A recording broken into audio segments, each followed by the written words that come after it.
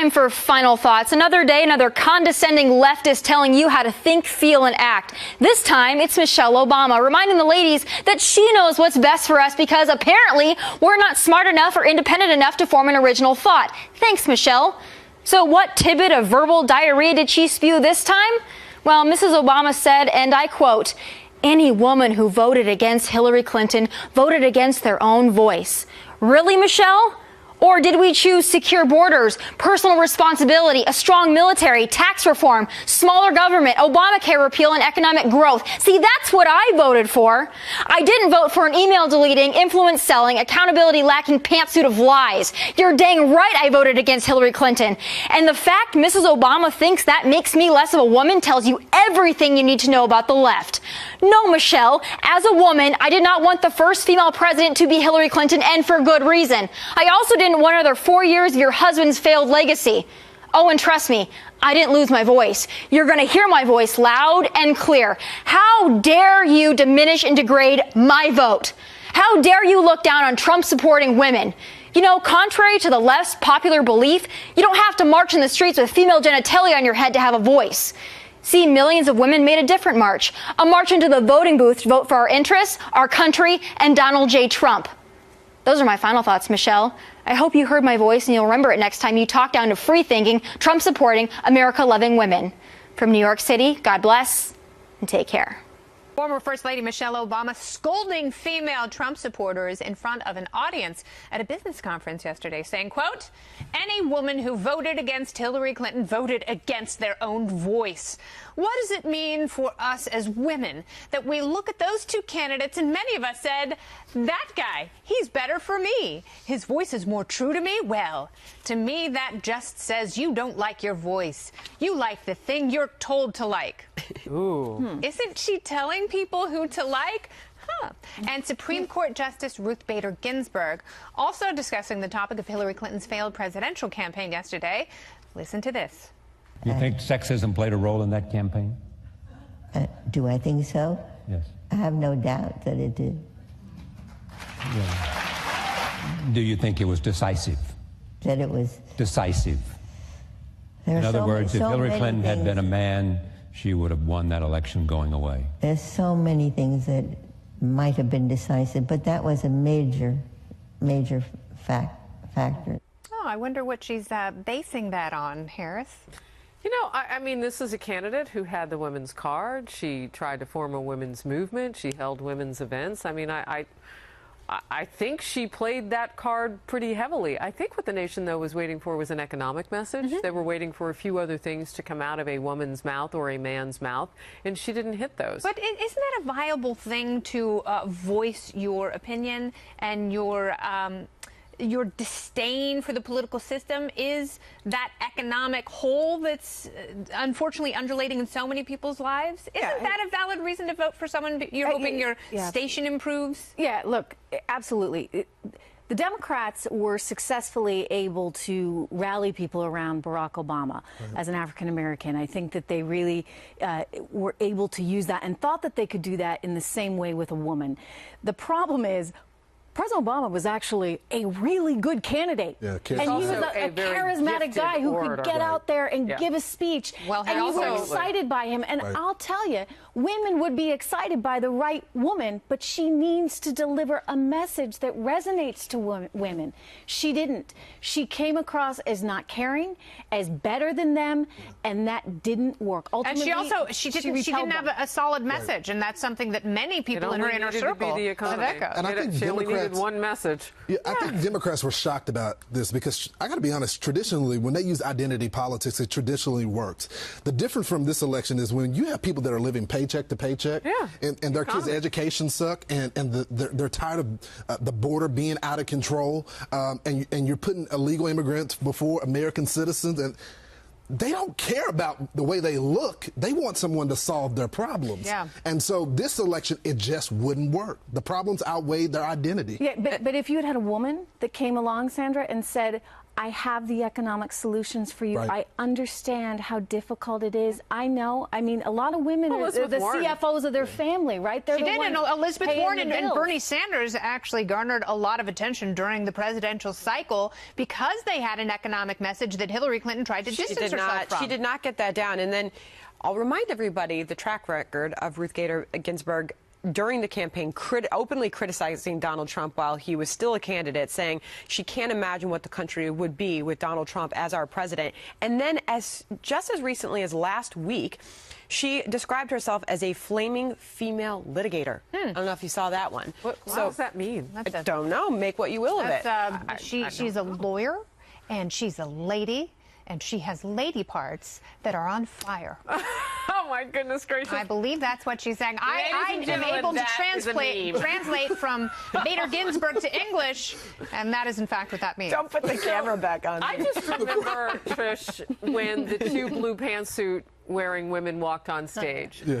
And I do the color wheel, so I have all sorts of respect when things go wrong and you only packed one suit in your luggage. Right.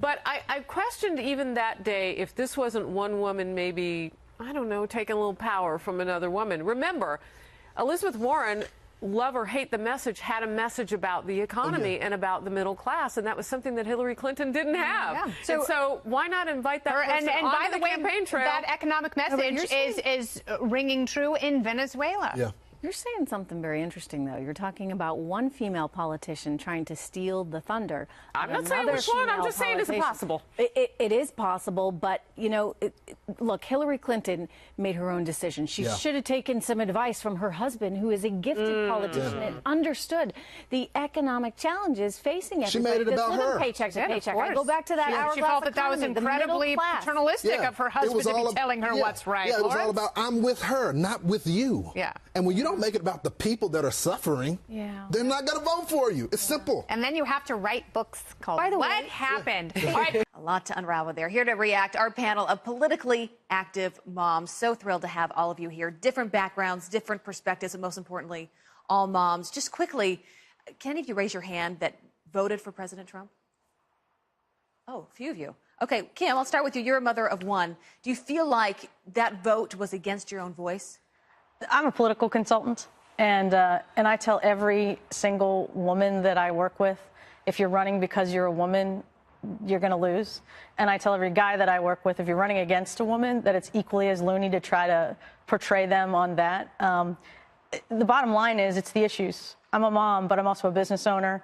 I'm a Republican, but I have lots of interest in getting my taxes cut and a better economy and good schools for my daughter. And that's what matters to me, not that there's a woman that Madeleine Albright decided to, scold women when she was helping Hillary Clinton.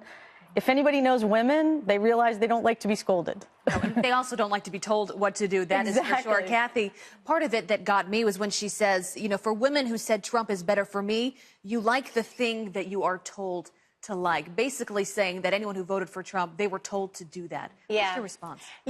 Apparently the left still does not get it. This election has never been about ovaries. I said it then, and I continue to say it today. Thank you. As women, we can speak beyond our uteruses. And what this election was about then, and it continues to be about today, is what kind of America do we want? And by extension, what kind of world do we want to live in and raise up the next generation?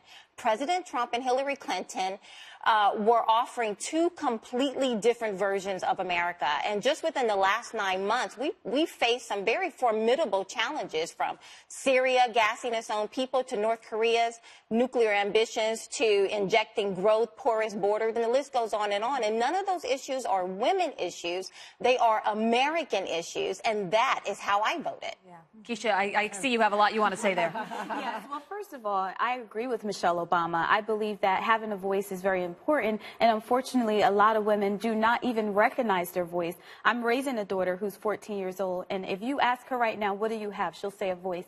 Why would any woman feel that a man who objectifies women, who says that it's okay to grab a woman by her genitalia, want that person to be their leader? So it is important.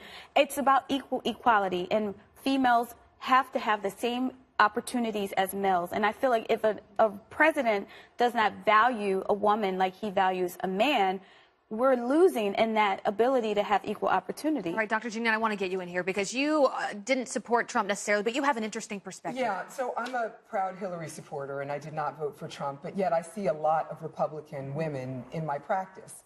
And what do they tell you? What Michelle Obama was saying. They want their own voice. So they do want their own voice. They want equal pay. They want access to birth control. Many of them quietly want access to abortion, that type of thing. So I tend to agree with what Michelle Obama said, but then I see my Republican patients' point of view about how they want some things, but not other things. A lot of them are very, very, very concerned about their taxes. I tend not to be a one-issue voter, so I'm looking at the broad strokes of everything. I imagine they're very independent thinkers on their own. Jeanine, I want to get you in here.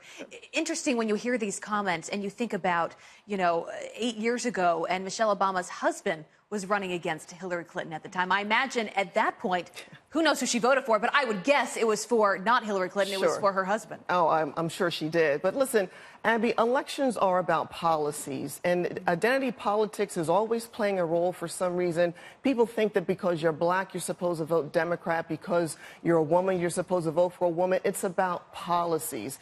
And I think Michelle Obama has insulted over 40% of the women who did vote for President Trump. I find her comments were very condescending.